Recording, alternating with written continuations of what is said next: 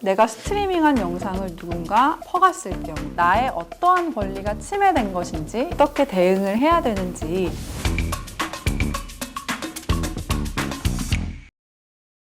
안녕하세요. 저는 아트로 법률사무소의 김유나 변호사입니다.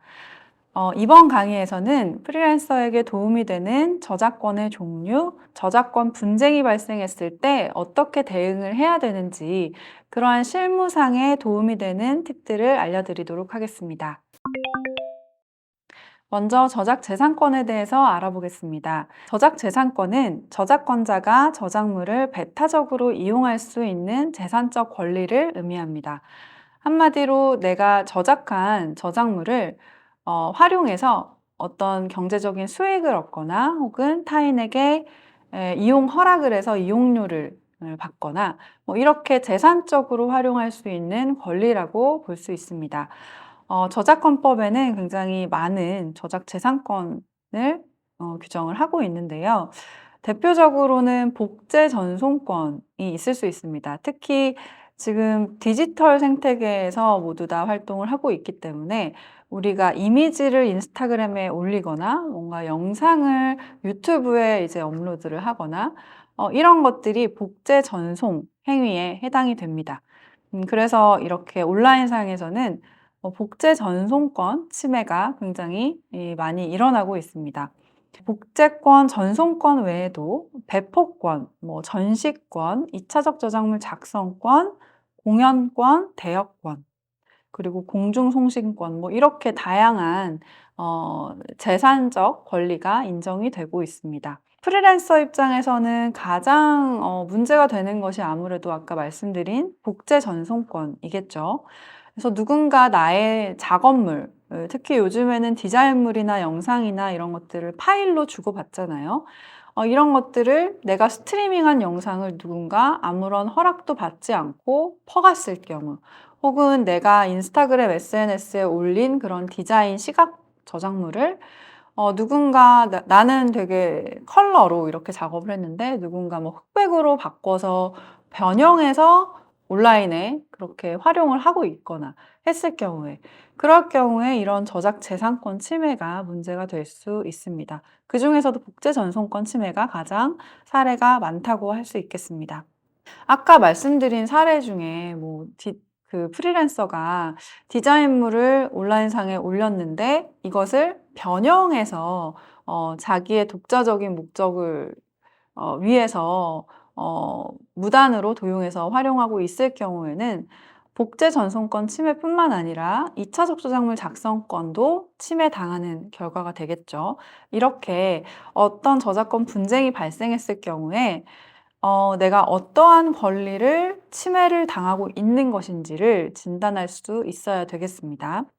이러한 저작 재산권 외에도 저작자에게는 저작 인격권이 인정이 되는데 이 인격권에는 세 가지가 있습니다. 공표권, 그리고 성명 표시권, 동일성 유지권, 이렇게 세 가지가 있는데요. 공표권은 한마디로 내가 저작한 저작물의 공표 행위는 나만이 할 수 있다, 이런 것입니다. 내가 저작을 하고 있는 와중에 어떤 제3자가 나의 허락을 받지 않고 무단으로 공표해 버릴 경우에는 공표권 침해가 될 수 있고요. 그리고 요즘에 온라인상에서도 출처 표기 해달라, 출처 표기 정확히 해달라, 이런 요구들을 서로 이렇게 저작물을 이용할 때 하곤 하는데, 우리가 실무상 출처 표기라고 하는 것들이 결국에는 성명 표시권을 의미를 합니다.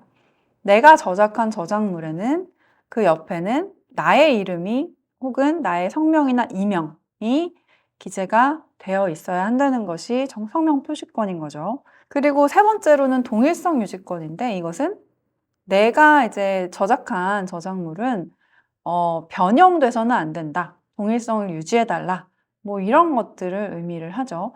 이 동일성 유지권에 관련된 가장 대표적인 사례는 과거에 우리가 왜 투지폰을 사용할 때는 벨소리를 온라인상에 다운받아서 구입해서 벨소리를 내가 설정을 할 수 있었거든요.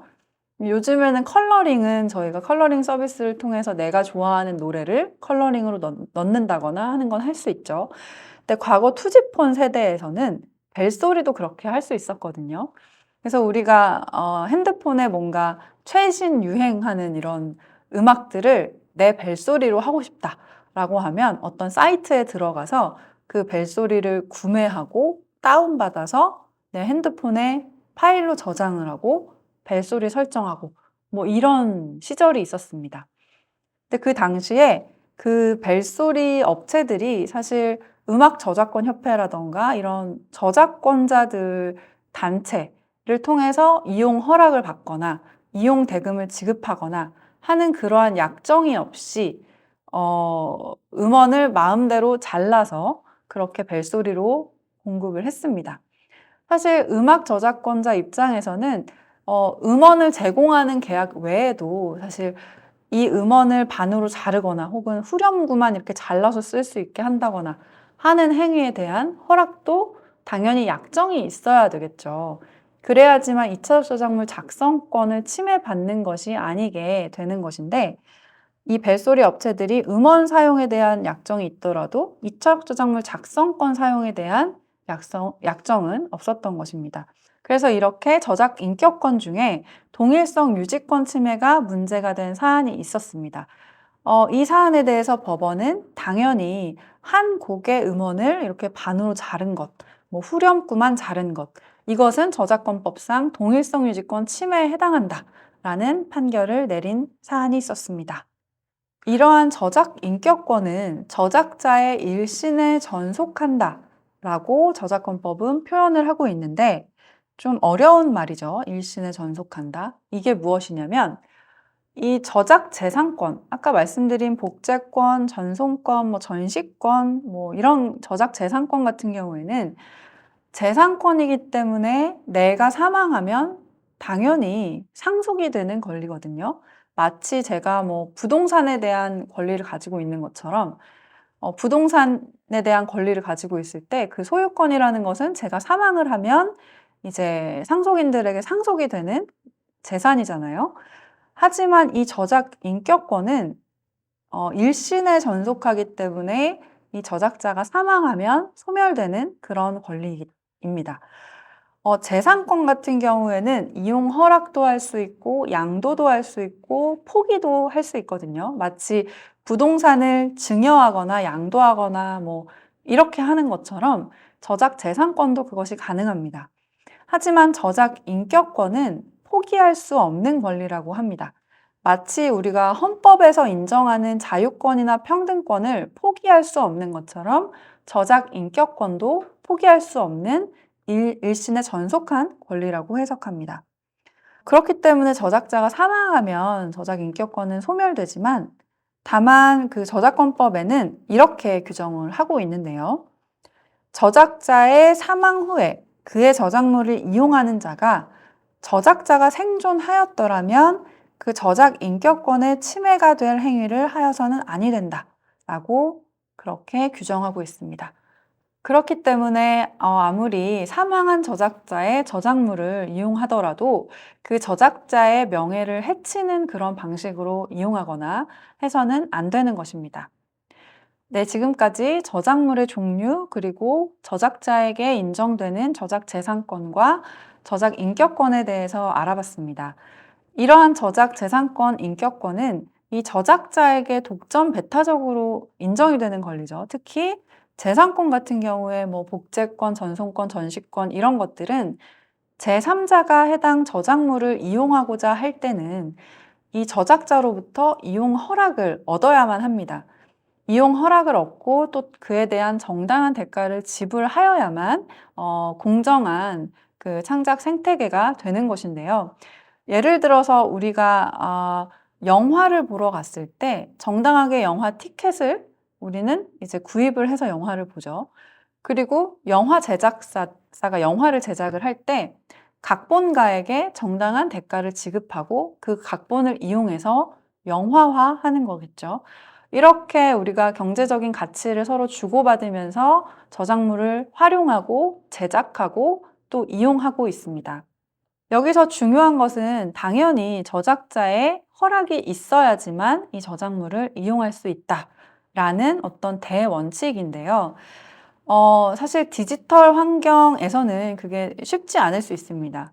예를 들어서 우리가 어떤 유명한 시를 읽고 싶을 때 블로그에 그 시의 제목만 검색을 해도 많은 블로거들이 그 시를 본인의 블로그에 막 이렇게 적어 놓고 하는 것들을 볼 수 있죠. 그리고 뭐 유명 사진 작가의 사진이라든가 이런 것들도 구글에서 검색만 하면 내가 그 사진을 볼 수가 있고, 그리고 뭐 반고흐라든가 유명한 피카소, 뭐 지금 현대 미술 작가들의 회화들도 검색만 하면 사실은 감상을 할 수 있게 됩니다. 이런 디지털 콘텐츠 생태계로 인해서 복제 전송 행위가 이렇게 뭐 1초에도 몇만 번씩 일어나는 것이 사실입니다. 그렇기 때문에 이러한 디지털 콘텐츠 환경에서는 아까 제가 말씀드린 저작자의 이용 허락이 있어야지만 제3자가 저작물을 이용할 수 있다. 라는 어떤 저작권법의 대원칙을 적용하는 것이 불가능해 보이기도 합니다. 이러한 현실적인 요구에 따라서 저작권법은 이런 대원칙에 대한 예외를 규정을 하고 있습니다. 가장 대표적인 것이 공표된 저작물의 인용이라는 저작권법 제28조의 내용입니다. 28조를 한번 읽어보면, 공표된 저작물은 보도, 비평, 교육, 연구 등을 위하여는 정당한 범위 안에서 공정한 관행에 합치되게 이를 인용할 수 있다 라고 하고 있습니다. 저희가 어떤 책을 읽을 때 그 책에 어떤 유명한 저명한 사람의 인용구 같은 것들을 발췌해서 인용을 해둔 것들을 많이 볼 수 있죠. 뭐 예전 뭐 대통령이 이렇게 말했다더라, 뭐 어떤 소설가가 이러이러한 문구를 썼다더라, 이런 것들을 많이 볼 수 있잖아요. 이러한 저작물 이용에 대해서까지도 저작자에게 일일이 이용 허락을 받아야 된다라고 한다면 이런 문화 산업의 향상 발전에 굉장히 저해가 되지 않을까요? 어쩌면 효율적이지 않은 그런 상황이 될 수도 있습니다. 그렇기 때문에 법에서는 간단한 발췌 인용 이런 것들은 허용을 하고 있는 것이죠. 그러한 발췌가 바로 이 저작권법 제28조에 의한 공표된 저작물의 인용에 해당되어 이용 허락이 없이도 적법하다라고 보고 있는 거라고 이해하시면 되겠습니다. 또한 저작권법은 사적으로 저작물을 이용할 때에는 복제권에 대한 이용 허락이 없이도 이용할 수 있다라고 저작권법 제30조에 이렇게 규정을 하고 있습니다. 한번 예를 들어보겠습니다. 제가 만일에 정말 유명한 우리나라 현대미술 작가인 김환기 화백의 그림을 너무 좋아해서 제 방에 걸고 싶다라고 했을 때, 제가 가지고 있는 프린터로 김환기 작가의 작품을 인쇄해서 제 침대 옆에 이렇게 걸어뒀다면, 그것은 어찌 보면 저작자인 김환기 화백의 이용 허락을 받지 않고 복제하고 전시한 행위가 될 수도 있겠죠. 하지만 이런 것들을 다 이제 적법하지 않다라고 규정을 하게 되면 사실 현실에 맞지 않는 해석입니다. 이러한 좀 모순을 해결하기 위해서 저작권법은 제30조에 개인적으로 이용하거나 가정 및 이에 준하는 한정된 범위 안에서 이용하는 경우에는 그 이용자는 저작물을 복제할 수 있다라고 규정을 하고 있습니다. 그렇기 때문에 아까 제가 말씀드린 것처럼 블로그에 어떤 식구를 기재해서 복제해서 내가 볼 용도로 감상을 하기 위한 목적으로 그렇게 이용하는 것, 이런 것들은 저작권법 제30조 사적 이용을 위한 복제로 적법해지는 것입니다. 그리고 더 나아가서 저작권법은 2011년에 개정이 되면서 미국에 있던 공정이용 제도를 저작권법 제35조의 3 저작물의 공정한 이용 조항으로 도입을 하게 되었습니다. 저작물의 공정이용 조항 제1항을 한번 같이 읽어보시면, 저작물의 통상적인 이용 방법과 충돌하지 아니하고 저작자의 정당한 이익을 부당하게 해치지 아니하는 경우에는 저작물을 이용할 수 있다 라고 이렇게 규정을 하고 있습니다.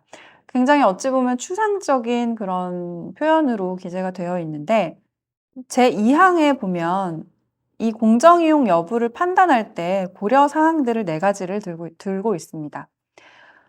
이용의 목적 및 성격, 그리고 저작물의 종류 및 용도, 그리고 이용된 부분이 저작물 전체에서 차지하는 비중과 그 중요성, 저작물의 이용이 그 저작물의 현재 시장 또는 가치나 잠재적인 시장 또는 가치에 미치는 영향. 이렇게 4가지를 이제 공정이용 판단의 주요 요소로 삼고 있는데, 어, 지금 현재로서는 우리나라의 공정이용 제도를 적용해서 나온 판례들이 그렇게 많지는 않습니다. 우리가 유튜브를 볼 때 BTS나 싸이 뭐 이런 글로벌하게 활동하는 가수가 어떤 뮤직비디오를 내거나 하면 그런 뮤직비디오를 좌측이나 우측 하단에 작게 틀어놓고 리액션하는 그런 영상들을 본 적이 있을 겁니다. 유튜버들은 사실 BTS, 하이브 엔터테인먼트라던가 이런 엔터테인먼트사에게 그 뮤직비디오 영상을 사용할 것을 허락받지는 않고 본인들이 자의적으로 뮤직비디오를 그렇게 좌측 하단에 조그맣게 넣고 리액션하는 영상을 찍는 거거든요. 근데 그런 것들을 위법하다고 다 규제할 수는 없는 것이겠죠.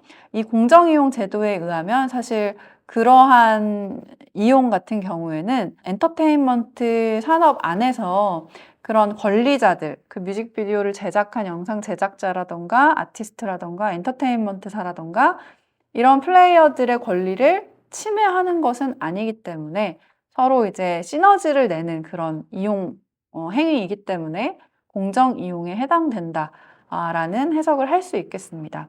실례로 이 캘리포니아 그 지방법원에서 이런 유튜브상의 인기 동영상에 새로운 요소들을 추가해서 인기 동영상을 비판하고 논평한 행위는 공정이용에 해당이 된다라는 판례를 내놓은 적이 있었습니다. 이렇게 공정이용에 해당이 되는지 해당되지 않는지 이러한 여부를 판단하는 것은 굉장히 쉬운 일이 아닙니다. 왜냐하면 주관적인 영역이기 때문입니다. 그래서 제가 강의를 할 때도 공정이용 판단은 사실 변호사들도 어려운 것이고 변호사들의 판단에 맡길 수 있는 것이 아니라 내가 타인의 저작물을 이용함에 있어서 타인의 입장이 돼보라고 저는 그렇게 얘기를 하고 있습니다. 내가 이 저작물을 내가 이용하고자 하는 방식으로 이용을 했을 때 이 원 저작자에게 어떤 이득이 돌아가는지, 그리고 내가 권리를 침해하는 방식으로 이용하고 있는 것은 아닌지, 뭔가 저작권자의 그 명예를 침해하는 것은 아닌지, 이런 뭔가 역지사지의 입장에서 생각을 해본다면 공정이용 판단은 어렵더라도 그렇다 하더라도 내가 제3자 어떤 권리자에게 권리 침해를 하고 있는 것이 아닌지 이런 것들은 판단을 하실 수 있을 거라고 생각을 합니다. 여기까지가 저작자에게 인정되는 권리의 종류, 그리고 저작권자의 이용 허락이 없이도 저작물을 이용할 수 있는 그런 제도들에 대해서 살펴보았는데요. 이러한 저작권은 그렇다면 영구한 것이냐, 이런 것들에 대해서도 한번 알아보겠습니다. 저작권은 언제 발생되시는지 혹시 아실까요?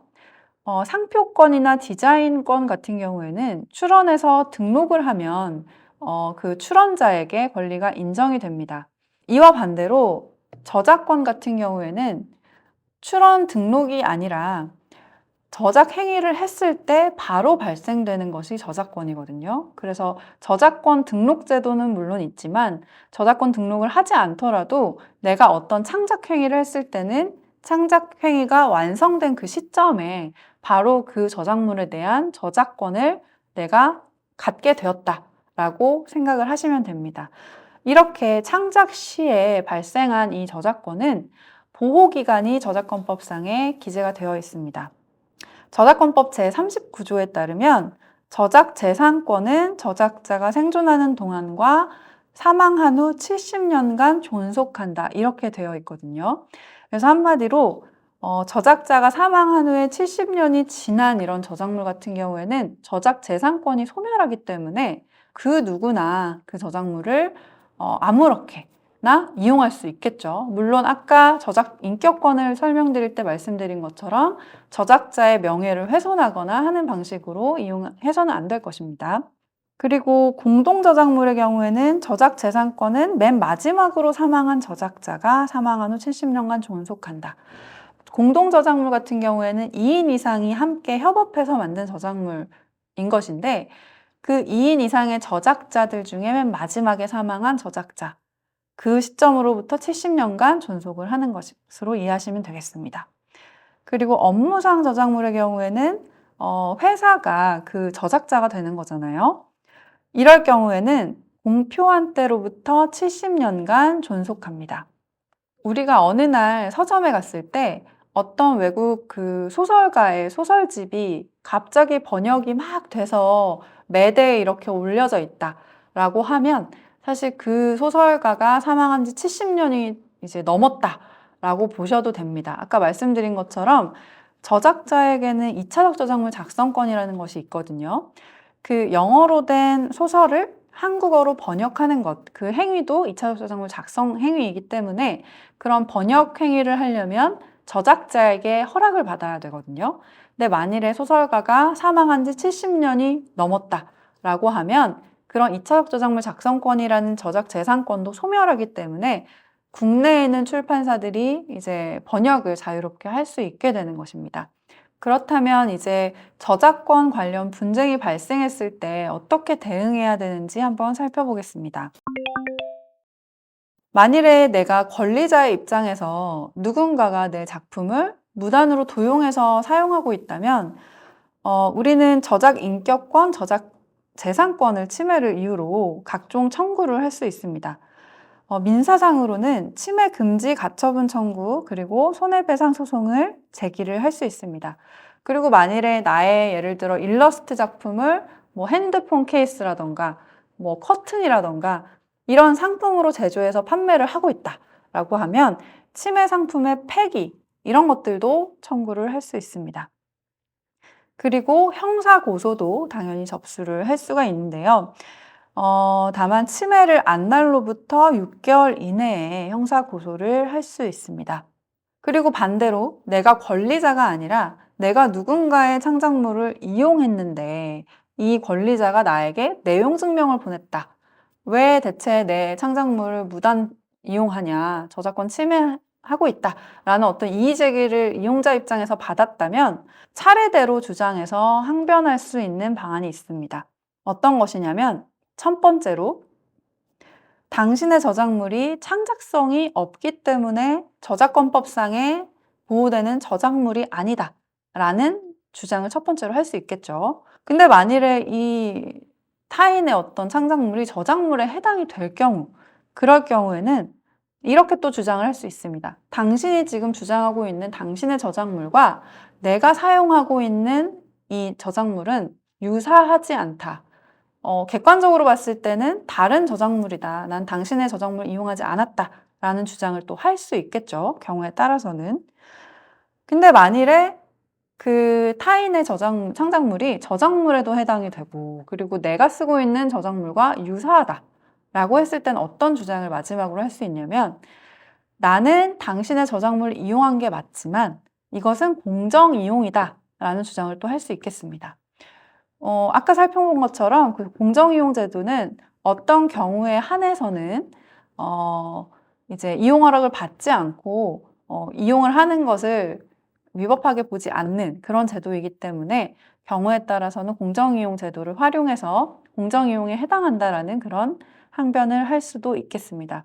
물론 이렇게 내가 이용자로서 어떤 제3자의 권리자의 권리를 침해했다라는 그런 가능성이 보일 경우에는 반드시 이제 변호사와 상담을 하셔서 구체적인 사실관계를 변호사에게 전달을 하고 명확한 법적 진단을 통해서 향후 어떻게 대응할 것인지를 같이 전략을 세우고 좀 변호사의 도움을 받는 것이 가장 효과적인 그런 대응 방식이긴 합니다. 그렇지만 이제 프리랜서 입장에서는 어떤 분쟁이 생겼을 때 바로 소송을 제기하거나 뭔가 이렇게 법률 비용을 지출해 가면서 대응하기에는 좀 애매한 그런 사안이 훨씬 많거든요. 그럴 경우에는 내용 증명을 통해서 자신의 주장을 정리해서 상대방에게 전달하고 서로 합의를 좀 이끌어내고 이런 과정이 사실 소송으로 들어가기 이전에 정말 중요한 과정입니다.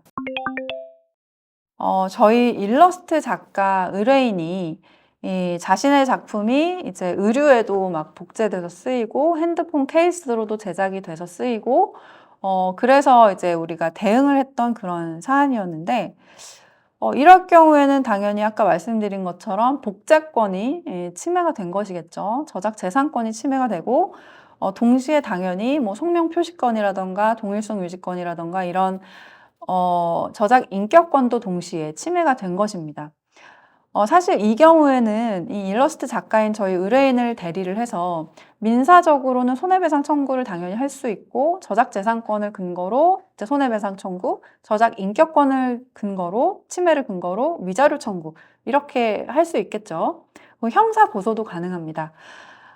그런데 이런 소송에 들어가게 되면 소송 절차가 굉장히 오래 걸리거든요. 뭐 짧게는 6개월, 길게는 1년, 2년 이렇게 기간이 소요가 되는데 이 과정에서 창작을 하는 프리랜서 작가는 사실 정신적인 피로감을 굉장히 많이 느끼게 되고 심할 경우에는 작품 활동을 아예 중단하기도 하는 것을 제가 많이 봐왔습니다. 그래서 이런 경우에는 최대한 신속하게 사건을 마무리를 짓는 것이 정말 중요하거든요, 실질적으로. 그래서 저는 이 침해 업체를 상대로 내용 증명을 보내서 이러이러한 부분에 대해서 우리 의뢰인의 권리를 침해를 하고 있으니 침해 행위를 당장 중단하고 그리고 지금까지 발생한 손해를 배상해라 라는 이제 내용 증명을 보내서 합의를 이끌어냈던 사례였습니다. 또 말씀드린 한 가지 사례 또한 이 디자이너와 관련된 사례인데요. 저희 의뢰인이었던 캐릭터 디자이너가 대기업과 이제 계약을 체결하면서 이 대기업이 진행하는 어떤 큰 야외 행사에 일부 프로그램에만 쓰일 용도로 캐릭터를 제작해서 납품을 하게 되었습니다. 그런데 막상 그 행사 당일에 현장에 가보니 이 캐릭터가 그 프로그램에만 사용된 것이 아니라 이 행사를 홍보하는 어떤 리플렛이라던가 현수막이라던가 뭐 이런 곳에 그 캐릭터가 다 복제가 돼서 이제 인쇄가 되어 있었어요. 이런 경우에도 당연히 저희 의뢰인인 디자이너 저작권자의 권리 침해한 것이 맞겠죠. 그런데 이 경우에는 단순한 그 저작권 무단 권리 침해가 아니라 계약을 위반한 채무불이행 책임을 대기업이 부담을 하게 됩니다. 왜냐하면 아예 아무런 계약 관계가 없는데 저작권을 침해한 것이 아니라 분명히 캐릭터를 어떤 이용 범위에서 어떤 기간 동안 사용을 하겠다라는 약정이 있었는데 그 약정을 위반한 것이거든요. 이것은 채무불이행으로서 이제 채무불이행 손해배상을 청구할 수 있게 됩니다. 그래서 이런 경우에는 아까 말씀드린 사안에서처럼 형사 고소를 제기를 했을 경우에는 형사적인 저작권 침해의 범죄 행위는 아니고 채무 불이행 행위에 해당이 되어서 고소는 이제 받아들여지지 않을 가능성이 있습니다. 네, 마지막으로 말씀드릴 사례는 공동 저작물과 관련된 사례입니다. 저희 의뢰인이 다른 친구 2명과 함께 3인이 협업해서 만든 저작물로 공모전에 참가를 하고 이제 입상을 하게 되었는데요. 입상을 하게 되면 이 공공기관이 해당 그 제품을 매입해주는 그런 매입권이 발생이 되게 되었습니다.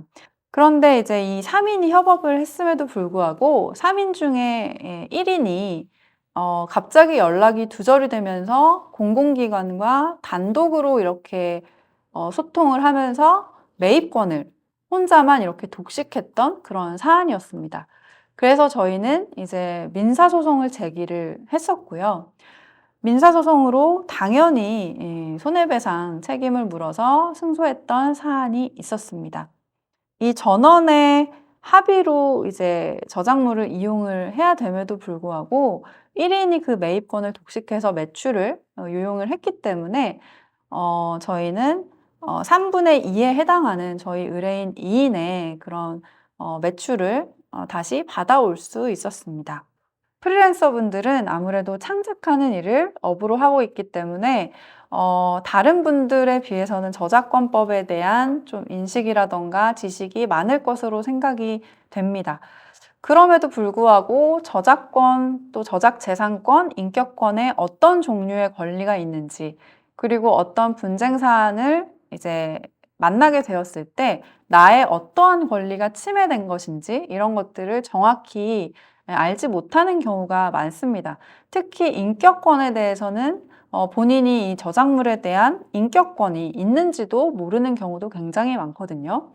그렇기 때문에 이번 강의를 통해서 저작재산권, 인격권이 어떤 종류의 권리들을 내가 가지고 있고, 그리고 다른 사람은 그 다른 사람이 저작한 저작물에 대한 어떤 권리를 가지고 있고, 내가 그 저작물을 이용하고자 할 때는 어떤 권리에 대한 이용 허락을 받아야 하고, 이런 좀 명확한 지식을 얻어갈 수 있는 강의가 되었으면 합니다. 네, 그럼 모두 공정한 창작 환경에서 안정적인 프리랜서 생활을 하시길 바랍니다. 감사합니다.